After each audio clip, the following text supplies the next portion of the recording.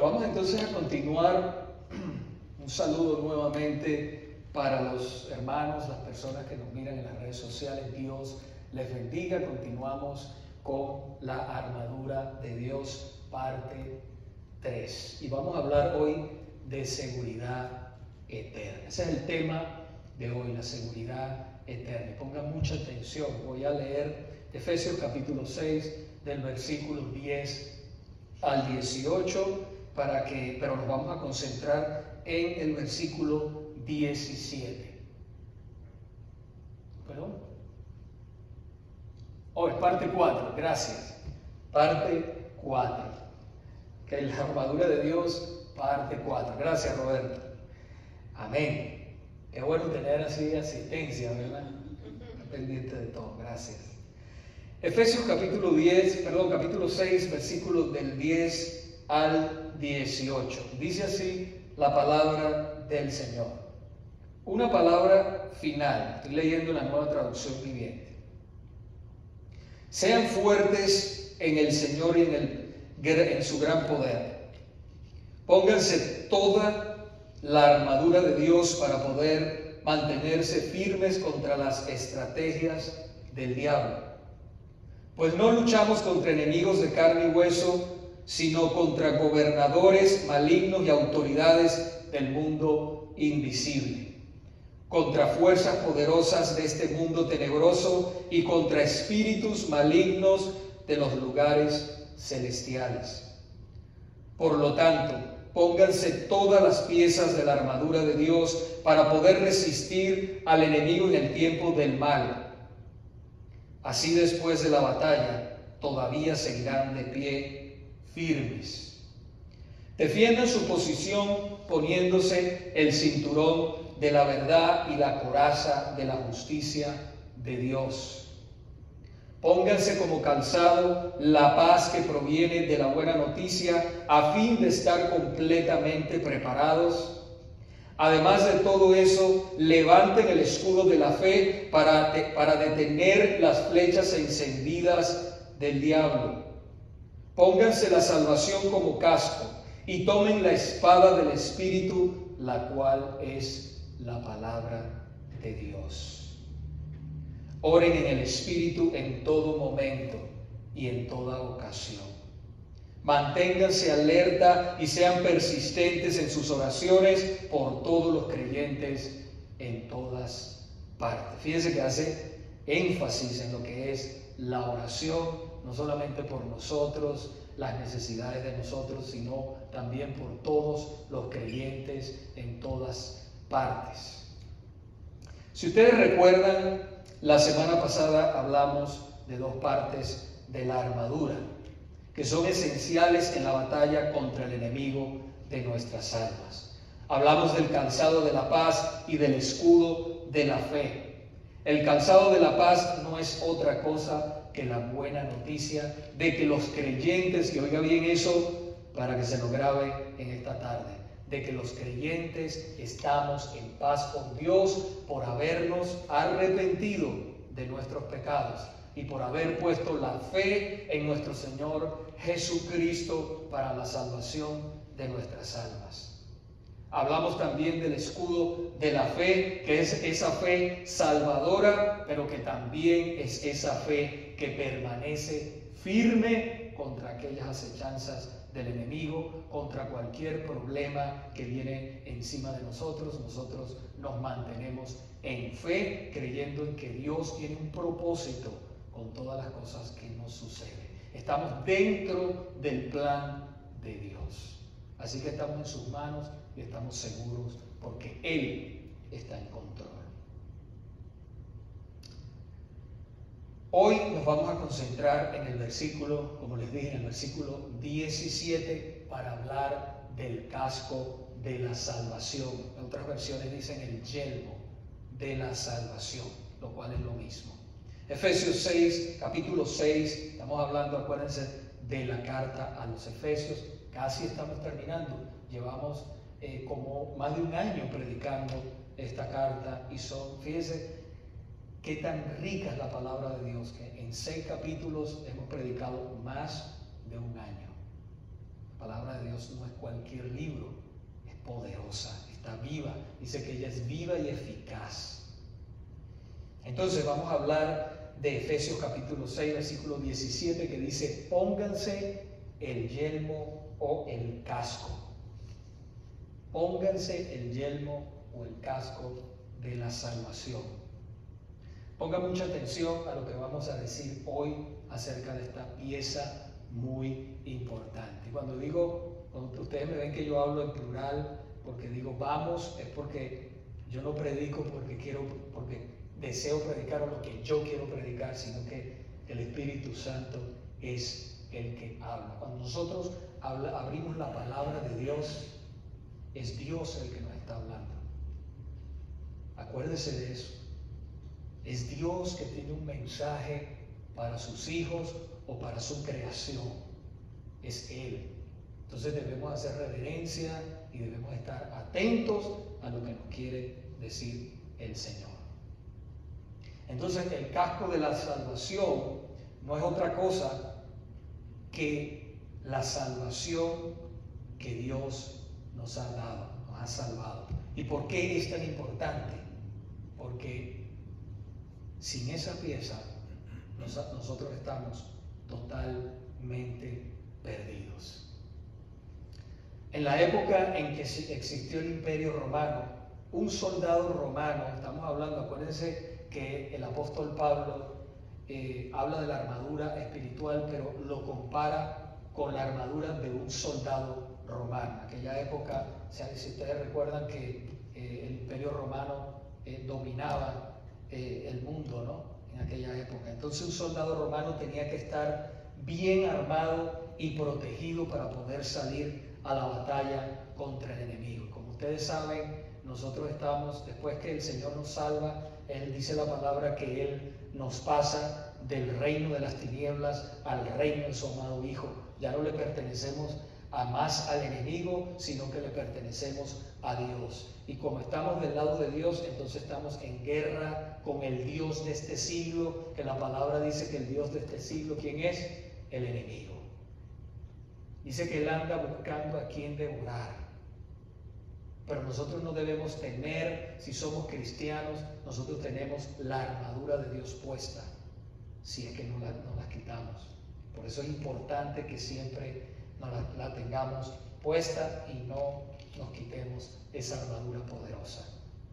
Entonces el casco al soldado romano protegía la cabeza de él de los terribles ataques de sus enemigos. Dice la historia que el casco de un soldado romano era hecho de cuero grueso cubierto con placas metálicas. Otros eran hechos de metal pesado con lengüetas. No sé si ustedes han visto las películas que tienen esas lengüetas largas así de metal que les cubría las orejas y también parte del rostro. ¿Para qué era eso? Estos cascos protegían a los soldados romanos cuando ellos andaban a pie de los enemigos que andaban en caballo, para que ellos no pudieran quebrarle el cráneo o cortarles la cabeza. Esa era la función de esos cascos. El apóstol Pablo compara el casco de un soldado romano con el casco espiritual de la salvación que el Señor nos ha dado a nosotros. En otras palabras, el casco de la salvación te protege contra los ataques de la duda de que en cualquier momento usted puede perder la salvación de su alma. Escuchen muy bien, pongan mucha atención, porque es muy importante que usted sepa a dónde usted va cuando usted muera. Eso es muy importante, porque ya después que nosotros dejamos este cuerpo, entramos a la eternidad. Y tiene que ver mucho con la decisión que tomemos en esta vida. Yo vine a decirte hoy que nosotros como cristianos podemos estar tranquilos de que tenemos seguridad eterna. Eso es algo hermoso para celebrar, para estar alegres, para alabar a Dios en todo momento, de que Dios se haya fijado en cada uno de nosotros y haya extendido su mano de poder y nos haya salvado, nos haya elegido para esta salvación tan grande. Seguridad eterna. Si un cristiano no tiene seguridad de su salvación, en otras palabras, si no sabe a dónde va a ir cuando muera, si no sabe a dónde va a ir, si va a ir al cielo o al infierno, vivirá una vida de inseguridad e incertidumbre. Qué malo es ese sentimiento. Será una presa fácil para que el diablo lo llene de temor y te paralice. Serás un cristiano débil y no tendrás poder para testificarle a nadie. Porque el enemigo se encargará de poner en tu mente, pero tú estás hablando de esta salvación que dices tú, que dice Dios, que es tan grande, pero tú no estás seguro o segura de que vas a ir al cielo. Pero en esta mañana nosotros vinimos aquí a estar seguros de lo que Dios nos ha dado y se los voy a mostrar por la palabra de Dios y anótelo para que se lo aprenda de memoria. Amén. Uno de los ataques más terribles que lanza el enemigo, Satanás, sobre los hijos de Dios es tentarles acerca de esa seguridad de la salvación. Uno de los sentimientos más horribles que nos paraliza a nosotros como creyentes es la inseguridad. Yo sé que muchos de nosotros, por haber tenido hogares no estables, muchos gracias al Señor los han tenido, pero otros no han tenido hogares estables y tienen sentimientos de inseguridad. Pero yo vine a decirte en esta mañana que puedes estar seguro, segura en las manos de nuestro Dios, porque Él es un Padre que no abandona. Él es un Padre que siempre está pendiente de sus hijos. Acuérdense que no vivimos la fe, no es un sentimiento. Hoy me siento cristiano, mañana no. La fe es creer que el Señor te salvó, sentir el poder del Espíritu Santo en ti. Y si mañana te pasa algo, lo que sea, una tragedia, tú dices, no siento a Dios. Dios está ahí porque esa es su promesa. Yo estaré con ustedes hasta el fin del mundo. No los abandonaré. Estaré con ustedes hasta el fin del mundo. Pero el enemigo sabe que si él puede sembrar dudas en tu mente y en tu corazón, te va a paralizar y te llenará de temor y de temor al castigo. Porque el castigo lo tendrán aquellas personas que han rechazado a nuestro Señor Jesucristo. Usted sabe, la Biblia dice que la blasfemia contra el Espíritu Santo es el pecado que jamás será perdonado. Es rechazar totalmente a nuestro Dios, es rechazar al Señor Jesucristo. Esa es la blasfemia contra el Espíritu Santo y ese pecado jamás será perdonado. Jesús sabía que el enemigo nos iba a atacar a nosotros en este punto. Por eso Él dijo en Juan capítulo 6, versículos 37 y 39, dice, todo lo que el Padre me da, vendrá a mí. Todo lo que el Padre me da, vendrá a mí. Y al que a mí viene, de ningún modo, fíjense las palabras que el Señor, estas son palabras de Jesús, de ningún modo le echaré fuera. Y esta es la voluntad del que me envió. ¿Quién envió a Jesús? El Padre. Que de todo lo que Él me ha dado, no pierda nada, sino que lo resucite en el día final. Tremenda promesa, ¿eh? Muchas personas piensan y dicen, no, la salvación se pierde, la salvación se pierde. No. Si tú eres un hijo de Dios, una hija de Dios, y el Señor te ha salvado, olvídese que Él lo salvó para siempre. Y vamos a ver ahorita la diferencia de eso. Entender estos versículos bíblicos, eso es seguridad eterna. En el Evangelio de Juan, capítulo 10, versículos 26 al 27, el Señor también dijo, mis ovejas oyen mi voz. Yo las conozco y me siguen. Fíjense, y me siguen. Yo les doy vida eterna y jamás perecerán. Jamás perecerán. Y nadie las arrebatará de mi mano. Nadie. A sus ovejas, nadie las puede arrebatar de su mano. Mi Padre que me las dio es mayor que todos y nadie las puede arrebatar, otra vez, de la mano de mi Padre. Qué hermoso, qué hermosa es la palabra de Dios. No guiarnos por lo que nos dice la gente, sino por lo que dice la palabra de Dios. Esa es la autoridad máxima en todo. Y por esta palabra es que Dios nos va a juzgar. No por lo que me dijo el vecino, no por lo que me dijo el amigo, o el pastor, o el líder, por lo que dice la Biblia. Usted vino solo a este mundo y solo se va a ir, sin nadie. Dice la palabra que todos estaremos parados ante el tribunal de Cristo, para que cada uno de nosotros dé cuentas de lo que hizo en el cuerpo, sea bueno, sea malo. Pero qué hermosa promesa que el Señor nos ha salvado. Dice la palabra del Señor que la sangre de Jesucristo nos limpia de todo pecado, no de algunos, de todo pecado. Qué hermosa promesa, ¿verdad?, del Señor. Así que al que Dios ha salvado de verdad, lo ha salvado perpetuamente, para siempre. Iglesia, no hay situación, no hay problema, no hay angustia, no hay cosa que tú puedas hacer para que tú te pierdas del Señor, para que tú pierdas esa salvación tan grande. En el libro de los Romanos, capítulo 8, versículos 38 y 39, dijo el apóstol Pablo: porque estoy convencido de que ni la muerte, ni la vida, ni ángeles, ni principados, ni lo presente, ni lo porvenir, ni los poderes, ni lo alto, ni lo profundo, ni ninguna otra cosa creada nos podrá separar del amor de Dios que es en Cristo Jesús, Señor nuestro.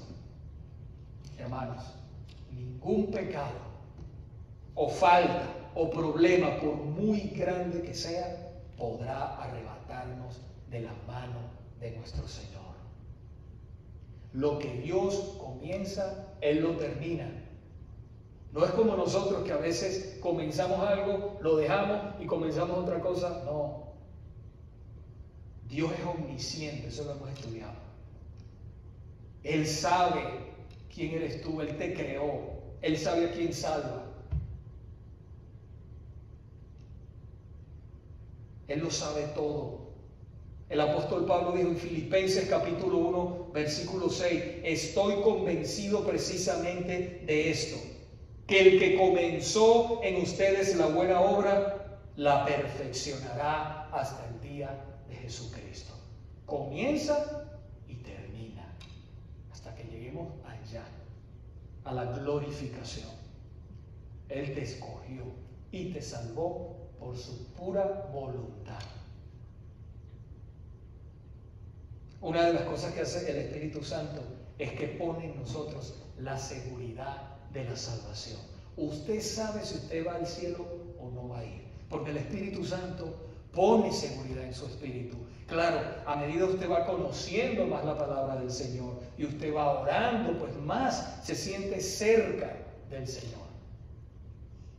Pero si es salvo, si es salva, usted lo que tiene que hacer para sentirse más cerca del Señor es estudiar su palabra. Es estar más cerca de Él en oración. ¿Por qué? Porque usted, dice la palabra, que usted es templo del Espíritu Santo.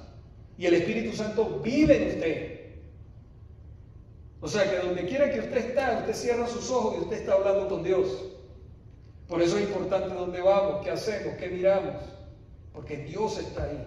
No solamente está en la iglesia, sino que vive en usted, porque dice que nosotros somos templo del Espíritu Santo. Qué tremendo es eso. Poderoso. Lo contrario sucede con aquellos que tienen una falsa seguridad de la salvación. Ellos no sienten realmente al Espíritu Santo. ¿Por qué? Porque el Espíritu Santo está en todas partes, menos en el corazón de los incrédulos, de los no salvos. Los que no son salvos piensan que lo son, y piensan que lo son, siempre tendrán dudas en su corazón en cuanto a esto de la salvación de sus almas. Tú, por ejemplo, le preguntas a ellos, mira, ¿para dónde vas cuando tú mueras? ¿Crees que irás al cielo? Bueno, no estoy seguro. Si son honestos, te dicen, bueno, no estoy seguro. Otros te dicen, no, sí voy a ir al cielo, pero realmente no están seguros en su corazón. Te dicen, no, Dios está en mí. Dios está en mí. Pero realmente lo está. Y no lo digo para juzgar, lo digo con preocupación de mi corazón, hermanos. Porque yo soy el primero que quisiera que la gente fuera al cielo, que la iglesia fuera al cielo, todos, ¿verdad?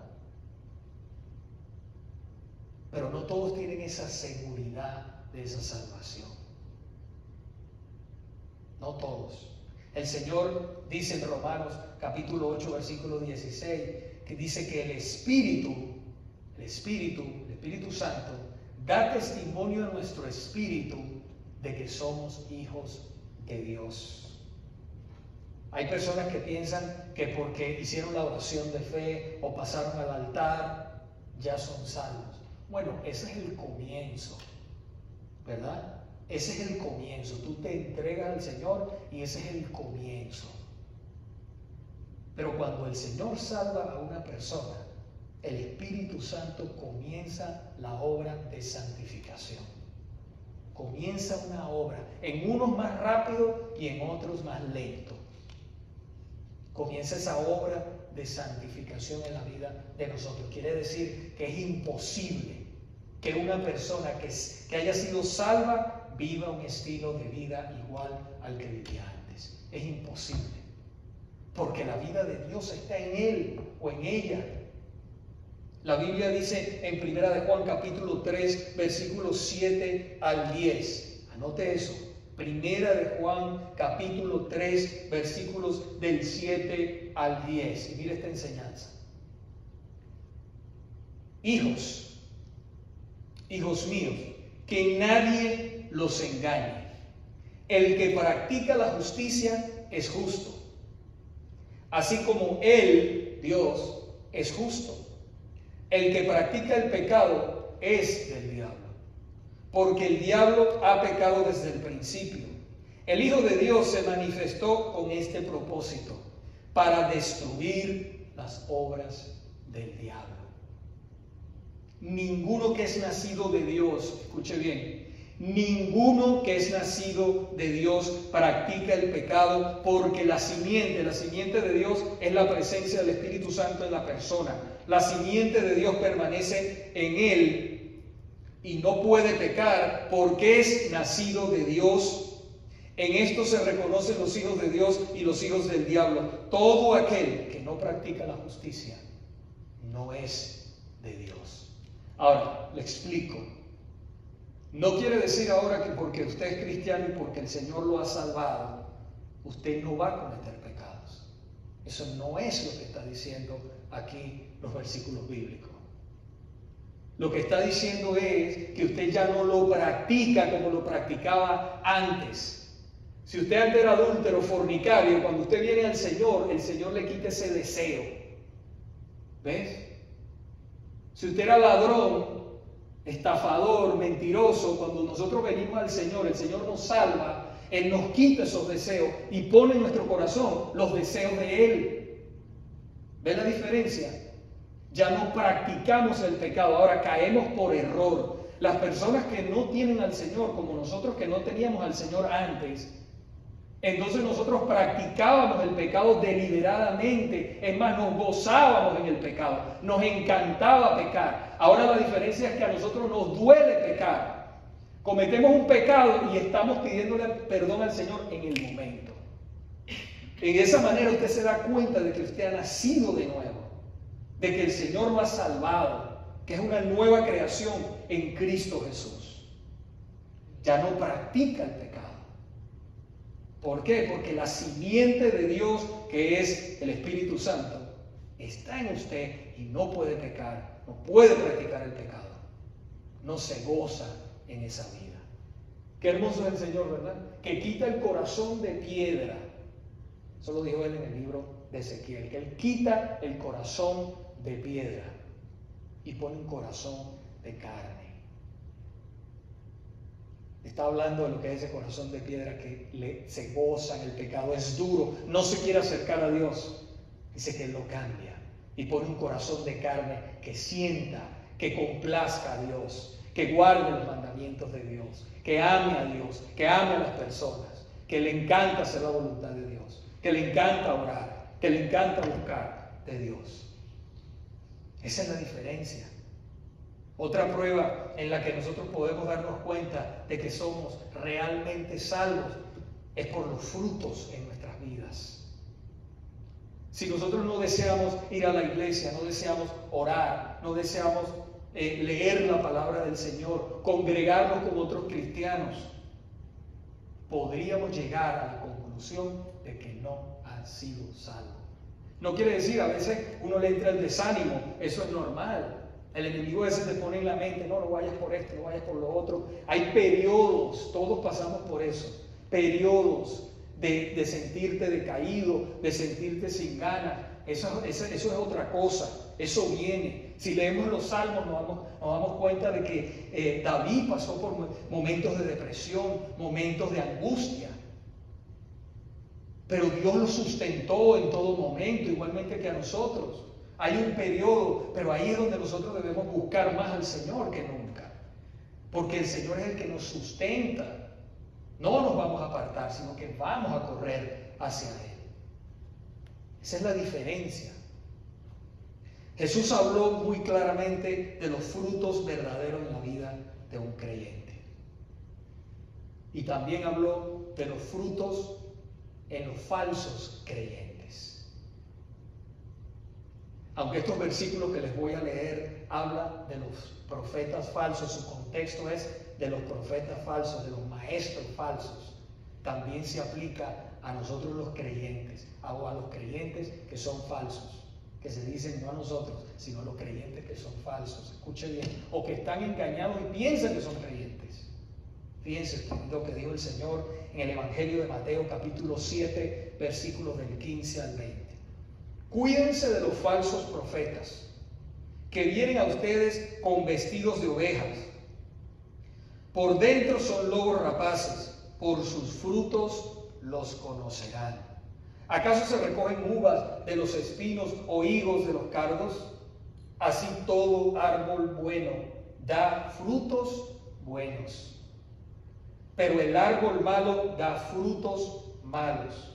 Un árbol bueno no puede producir frutos malos, ni un árbol malo producir frutos buenos.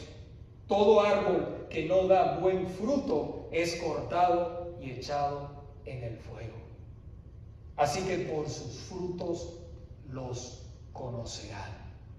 Un verdadero hijo o hija de Dios no es perfecto, como les explicaba, pero sí dará buenos frutos. Producirá los deseos de Dios y todo el mundo podrá ver eso. No verán perfección, no estoy hablando de eso, pero verán buenos frutos.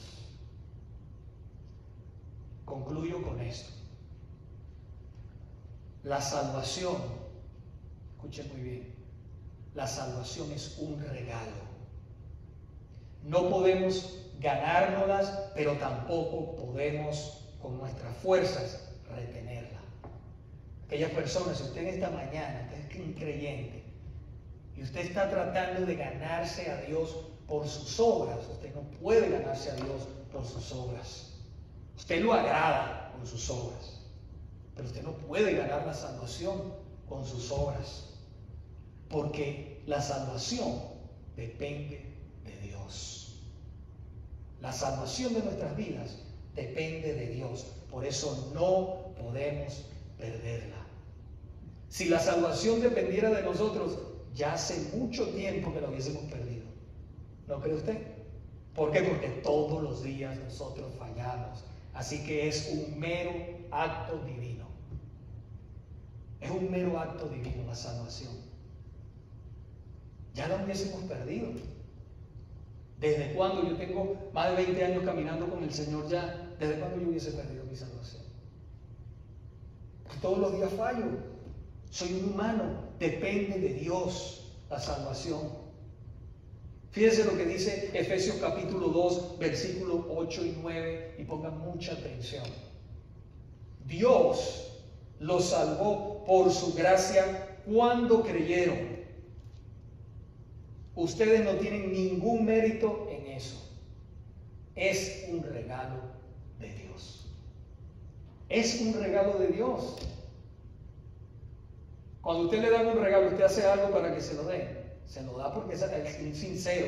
Una persona sincera se lo da porque lo ama. Asimismo, Dios nos ha dado el regalo de la salvación porque nos ama. La salvación no es un premio por las cosas buenas que hayamos hecho, dice la palabra en el 9, Efesios capítulo 2, versículo 9. Así que ninguno de nosotros puede jactarse de ser salvo. Por nuestras obras no. Pero podemos darle toda la gloria a Dios de que Él ha sido el que nos ha salvado.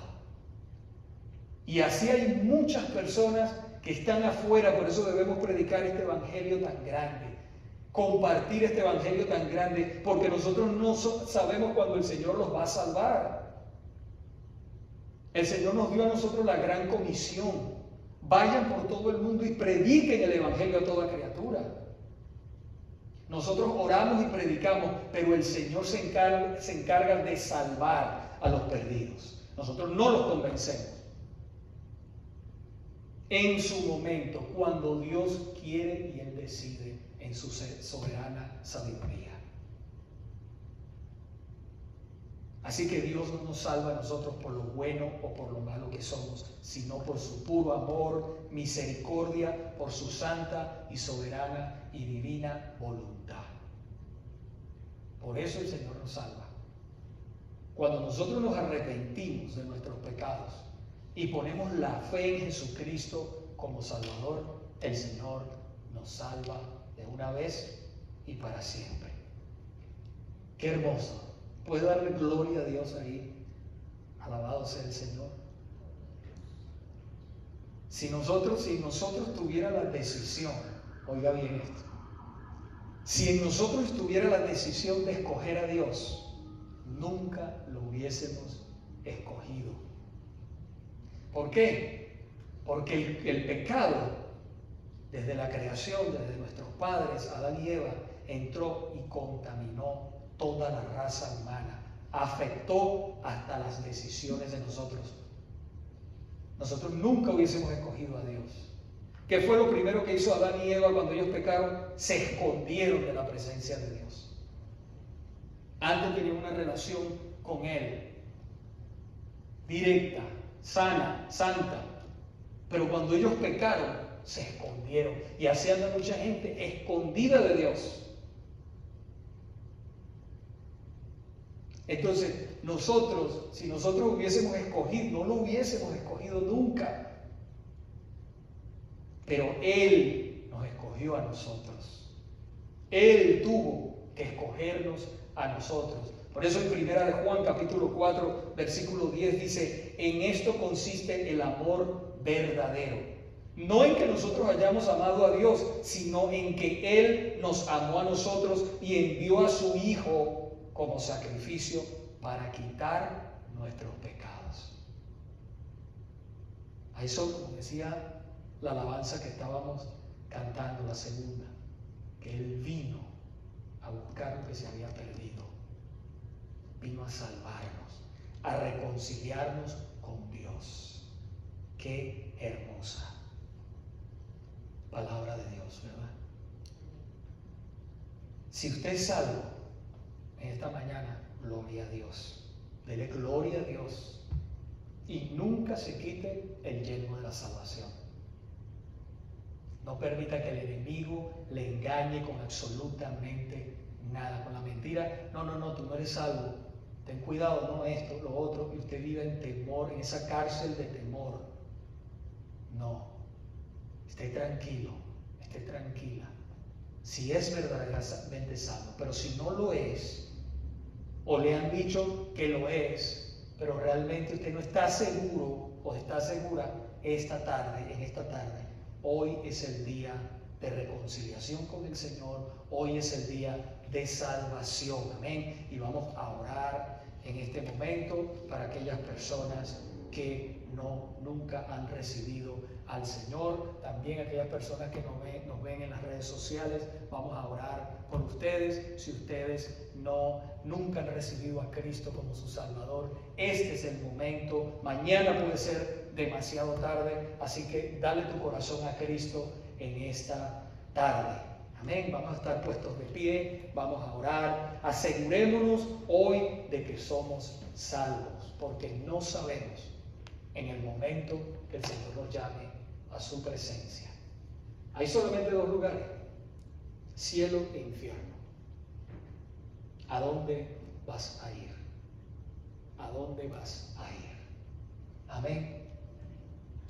Vamos a orar. Padre, yo te pido en este momento, Señor, que aquellas personas que han escuchado tu palabra, Dios mío, que tú toques sus corazones y los salves en este momento. Que tú transformes sus vidas. Y aquellos, Dios mío, que te necesitan, te reciban como su único y suficiente Salvador. Que tú los perdones, Señor.